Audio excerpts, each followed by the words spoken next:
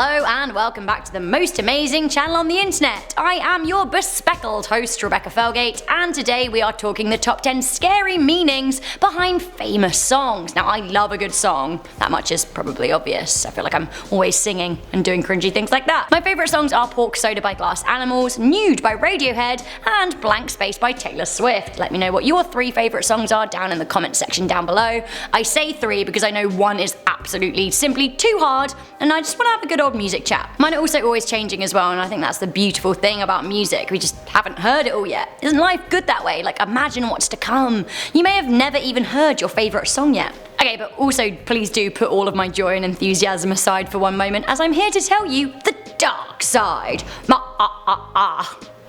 Good. Before I do that though, please do like this video, share it with a friend, and check out the links in our description box to our most amazing Instagrams. Also stick around to the end where I'll be reading comments from a previous video. Also, let me know what you think of my glasses.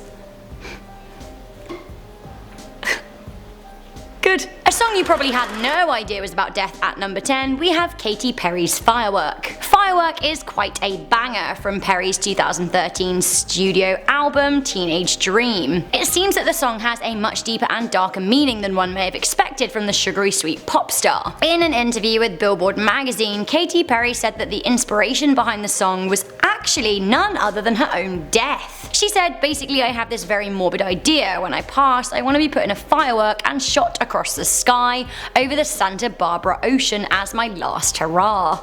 Jesus, Katy. She continued by saying, I want to be a firework both living and dead. Not too sure what that means, to be honest with you. She said the ah sound in her song is basically a representation of her last hurrah. There she goes. Honestly, it kind of makes me laugh, but at the same time, Perry called the song her epitaph, which makes me worry. You okay, Katy? Are you okay? Coming in at number 9, we have Gangnam Style. Does this mean I have to do the dance? Okay, go on then. Okay, that was fun. I feel energized. So we all enjoyed Psy's smash hit Gangnam Style as a jovial little jaunt. The video is still the most watched on YouTube, but it seems funny and clownish to us. However, according to South Korean speakers, it has a lot of subtle messages, some of which are pretty subversive about race, class, and wealth. Gangnam is a rich area of South Korea filled with trust funds and princelings. People of lower economic status are grappling to be like those in Gangnam. It seems that Gangnam Style is addressing the high credit card debt rate of South Korea, whilst also skewering the vacuously abundant culture in Gangnam itself. One South Korean resident claimed that Gangnam Style is a satire about Gangnam, but also about how people outside Gangnam pursue their dream to be like those who live inside, without even realizing what it truly means. Gangnam Style. Dance. I like the dance. Coming in at number 8, we have Blurred Lines. Has Robin Thicke been cancelled yet? Question? No?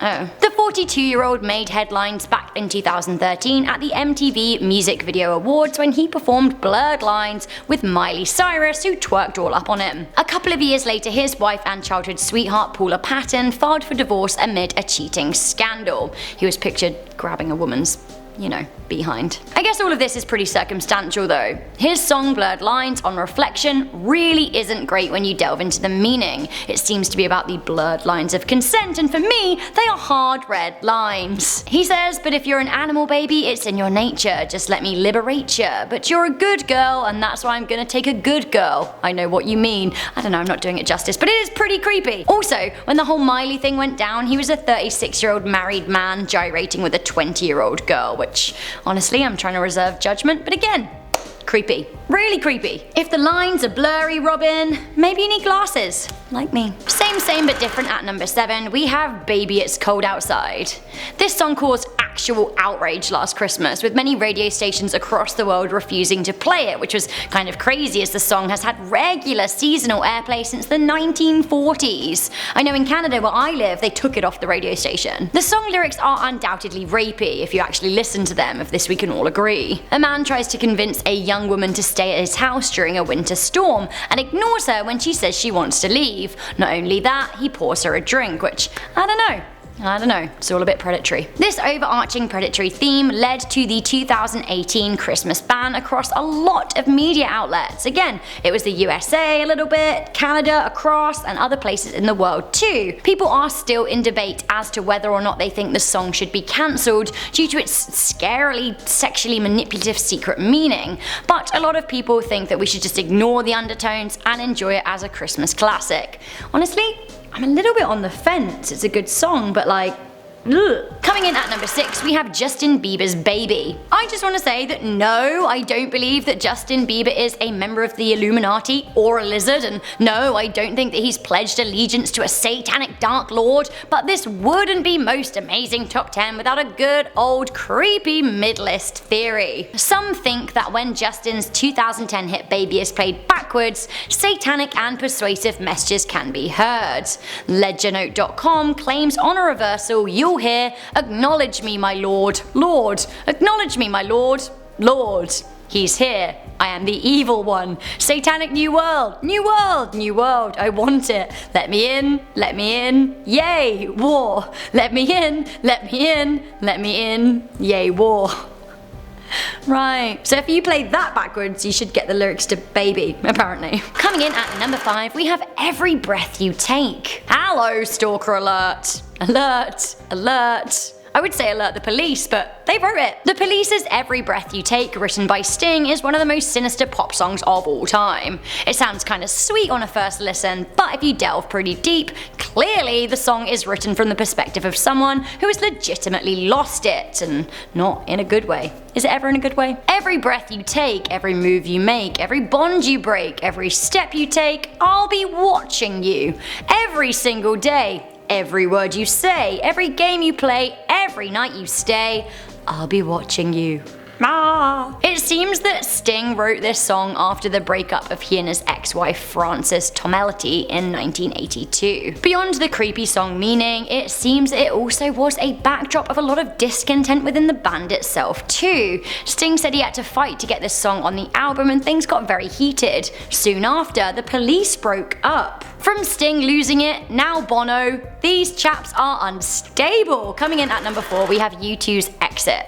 Okay, a little fact that I just want to interject for you here because it blew me away. I recently learned that actually Bono is a plane crash survivor. So, say what you want about Bono, he's a survivor. He ain't not gonna give up. Anyway, back to the original point. Exit is categorically the most disturbing U2 song. It seems that our mate Bono was channeling the mind of a murderer when he wrote it, so... He even admits this. He was reading Norman Mailer's The Executioner's Song and Truman Capote's In Cold Blood. Bono, you alright mate? This was pre-plane crash as well. Bono said, "Exit was my attempt at writing a story in the mind of a killer. It's all very well to address America and violence that is in an aggressive foreign policy, but to really understand that, you have to get under the skin of your own darkness, the violence that we all contain within us." Again, I'm gonna say Bono, you okay? It seems that the dark meaning that he put into the song somehow, poisoned it in some way. Famously, murderer Robert Bardo claimed that Exit was the inspiration behind his stalking and killing of the 21-year-old American actress and model Rebecca Schaffer. The 1987 track was a favourite for Brando, and he used it as motivation when he stalked the young woman for 3 years, eventually killing her. Chillingly, he murdered her in 1989, and when the song was played in a courtroom, he mouthed along with the lyrics, which is pretty creepy. Okay, next up, it's not just Sting doing the stalking and Bono being menacing, Debbie Harry is at it too. Coming into number 3, we have Blondie's One Way or Another. I like this song, I really do. I also like Blondie. I really do. Blondie's 1979 hit One Way or Another is catchy, but also very stalky. One way or another, I'm gonna find ya, I'm gonna get ya. And then there's the whole, I'll drive by a house and if the lights are out, I'll see who's around thing.